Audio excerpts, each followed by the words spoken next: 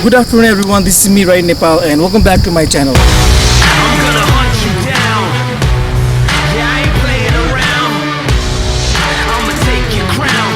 Man, better run, gonna hunt you down. I'm gonna hunt you down. Yeah, I ain't playing around. I'ma take your crown. Man, better run, gonna hunt you down. Who's the bravest? Let me know how far you wanna take this. I've been having dreams of winning. आज हामीसँग होन्डाको CRF 250 रेली छ। यो bike चाहिँ खासै नयाँ पनि नभनौँ 1.5 year जति भइसक्यो नेपालमा लन्च भएको, त्यही पनि मैले आज रिभ्यूको लागि ल्याएको छु। अब होन्डाको नेपालमा टोटली 250cc बाइक भनेको तीनटा छ। वान इज CBR 250R जुन चाहिँ मसँग छ अहिले, one is CRF 250L and one is CRF 250 rally. 250L र 250 रेलीको डिफरेन्स चाहिँ के छ भन्दाखेरि one is that fuel tank 10.1 litre compare to CRFL that is like 7 liter I guess. अनि सिटिङ पोजिसनमा अलिक माथि नै छ, ग्राउन्ड क्लियरेन्स बढी नै छ, ब्रेकिङ पावर पनि हल्का बढी छ एन्ड दुई LED हेडलाइट छ, जबकि CRF 250L को चाहिँ single headlight. And one thing is यो बाइकको हाफ फेयरिङ पनि छ र इनकेसली लड्यो भने चाहिँ प्रोटेक्सनको लागि इन्जिन प्रोटेक्सन नै भनौँ, स्किड प्रोटेक्सन समथिङको लागि यो छ। र यसमा बाइक यसो हेर्दाखेरि CRF भन्दा ठुलो पनि छ। लाइक फर्स्टमा अनेस्टली भन्दाखेरि मलाई चढ्दाखेरि चाहिँ घोडा जस्तै फिल भएको थियो, त्यही पनि अति आनन्द आउँछ। बाइक हेर्दाखेरि लाइक बिग साइज होइन, एडभेन्चर टुरको लागि बनाएको होन्डाले चाहिँ। बेसिकली यो एडभेन्चर टुर भनेको चाहिँ जसलाई चाहिँ लङ राइड गर्नु मन लाग्छ, जसलाई चाहिँ अफ रोडिङ बढी मनपर्छ। अब नेपालको बाटो भनेको बढी अफ रोडिङ नै बढी छ होइन, हामी ट्राभल गर्ने भनेको पनि बढी अफ रोडिङमा ट्राभल गर्छौँ। त्यसले गर्दाखेरि यो बाइकको भनौँ न सफ्ट पनि धेरै नै सफ्ट छ कि कम्पेयर टु CRF। बस्दाखेरि चाहिँ because of the soft suspension setup होइन, बस्दाखेरि चाहिँ थचक्क लाइक पुरै तल जान्छ कि त्यस्तो हुन्छ। लाइक अति नै भनौँ न अति नै सफ्ट सस्पेन्सन छ यसको। त्यसले गर्दाखेरि बाइक चलाउँदाखेरि पनि अफ रोडिङ छ नि जुन यो काठमाडौँको खासै फिल चाहिँ हुँदैन। त्यही पनि one thing is like 5.6 height छ मेरो होइन, त्यही पनि खुट्टा चाहिँ लाइक पुरै भ्याउँदैन कि। अब त्यसको लागि फुल्ली भ्याउनुको लागि चाहिँ एउटा पिलियन नै चाहिन्छ। सो यो बाइक चाहिँ भनौँ न अब short rider which is like 5.5 भन्दा तलको राइडरहरूलाई चाहिँ अलिक अप्ठ्यारो नै हुन्छ होला सायद, खुट्टा पुग्दैन। लङ राइडहरू गर्नको लागि सही हुन्छ कि यो बाइक चाहिँ।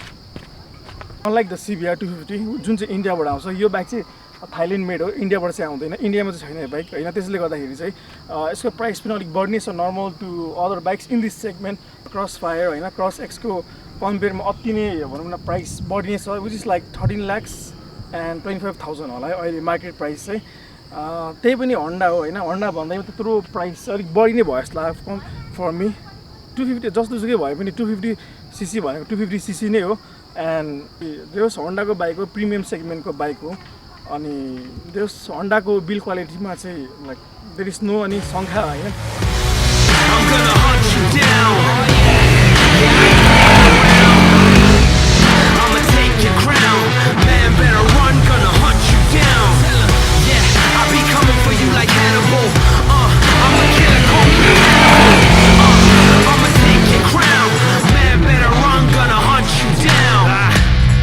कम्पेयर टु CRF 250L यसको डिस्प्ले चाहिँ अलिक लाइक 40 मिलिमिटर बढ्ने छ एन्ड हेडलाइट पनि अति नै पावरफुल छ।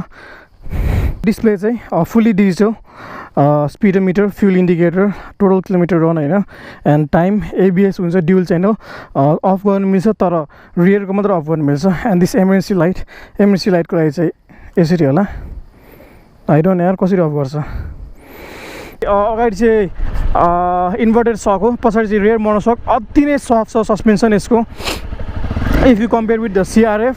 र एडभेन्चर टुर बाइक हो, लङ राइडको लागि चाहिँ अति नै आनन्द आउँछ यस्तो बाइकमा।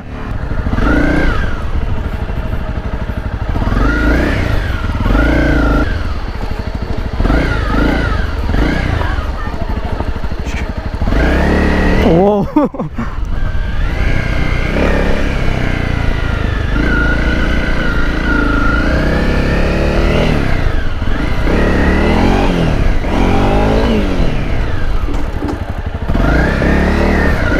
चाहिँ यो बानी नभएको लागि होइन, अलिक कम्फोर्टेबल भइरहेको छैन कि चलाउनुको लागि।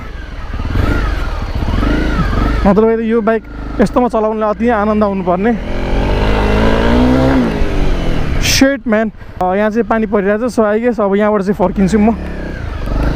यहाँभन्दा फेरि उता चाहिँ पानी परिरहेछ नि, कस्तो अचम्म। फर्किम, पानी परिरहेछ, पानी परिरहेछ। एक्सिलेरेसन पनि राम्रो छ क्या, तर पिकअप चाहिँ अलिक मलाई ठिक लागेन। Pickup is like 24 bhp at 8500 rpm। So अब 250 बाइकसँग चाहिँ कम्पेयर गर्दाखेरि चाहिँ पावर चाहिँ अलिक कमै फिल भयो। Torque is 22 newton metre of torque. यसको अब एक्जस्ट होइन, एक्जस्ट त्यस्तो छ, दामी छ। यहाँको भ्यू चाहिँ अति है, पुरै पानी परिरहेको छ। अब अगाडि जाउँ न।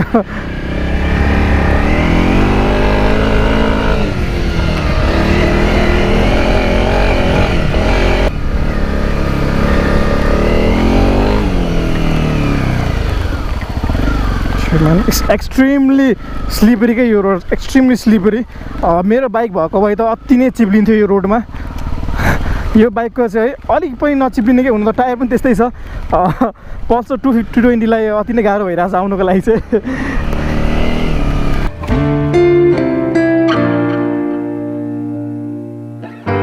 कम्फोर्टेबल छ बाइक चाहिँ होइन, प्राइस पे गरे अनुसार चाहिँ प्रोडक्ट चाहिँ छ। त्यस्तो भाइब्रेसनहरू भन्ने चाहिँ हाई आरपिएममा हल्का फुल्का छ, त्यो चाहिँ अब निगोसिएबल गर्दा पनि हुन्छ आफूले। अति नै ठुलो पानी परिरहेको छ बिच बाटोमा, कहीँ पनि यो ओत लाग्ने ठाउँ पनि छैन क्या फेरि। अनि हुन पनि मैले यो बाइकलाई अन रोडिङ भन्दा पनि अफ रोडिङमा टेस्ट गर्छु भनेर लिएर आएको। ठिकै छ, पानी परिहाल्यो, अफ रोडिङको टेस्ट पनि हुँदैछ। एन्ड येट न होइन मजा आएको भन्ने चाहिँ छैन, अति नै मजा आइरहेछ।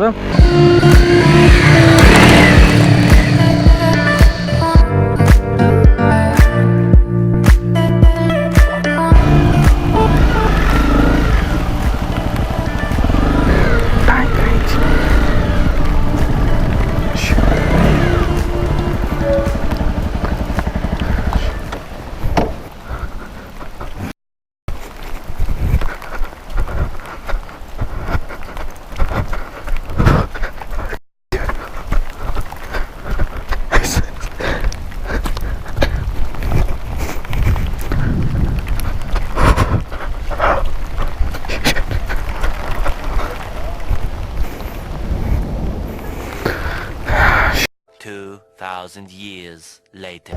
Also around like almost 20-25 minutes. पानी हल्का कम भयो जस्तो छ। त्यसले गर्दाखेरि अब चाहिँ फर्किन्छौँ हामी। अब चाहिँ यो बाटोमा अरू बाइकहरूलाई गाह्रो हुन्छ क्या, अति स्लिपरी छ।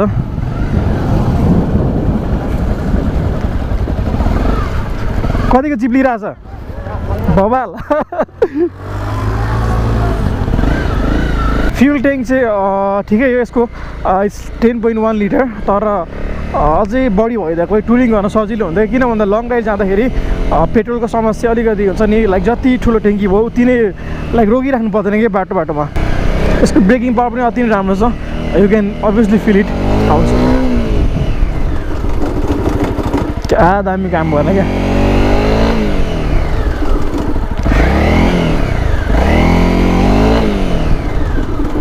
सही के BMW को 310 GS कम्पेयर गर्दाखेरि चाहिँ यो बाइकको सिटिङ पोजिसन अलि बडी हाइटमा छ जस्तो फिल भयो। एन्ड नर्मली यस्तो बाइक चलाउने खासै लाइक बानी छैन भने सुरुमा चाहिँ अति नै लाइक कम्फोर्टेबल चाहिँ फिल हुँदैन। एन्ड स्पेसली बस्दाखेरि पनि यो विन्डसिल्डले गर्दाखेरि चाहिँ अगाडि खासै हेर्नु गाह्रो हुन्छ क्या बानी नपरेकोहरूलाई चाहिँ। अनि यसरी बस्दाखेरि विन्डसिल्डले ब्लक गर्ने गर्छ। बाटो बन्द छैन है, सुनमा केही छैन।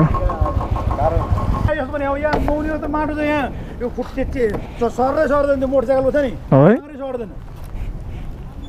पानीले हान्नुसम्म हान्नु आएको छ। आई गेस ब्लग चाहिँ इन गर्नुपर्छ। If you guys have any opinion or question regarding this bike, comment down below. Or also you guys can follow me on my Instagram, Ride Nepal Official. Until then, see you guys in next vlog. Whoa, shit man.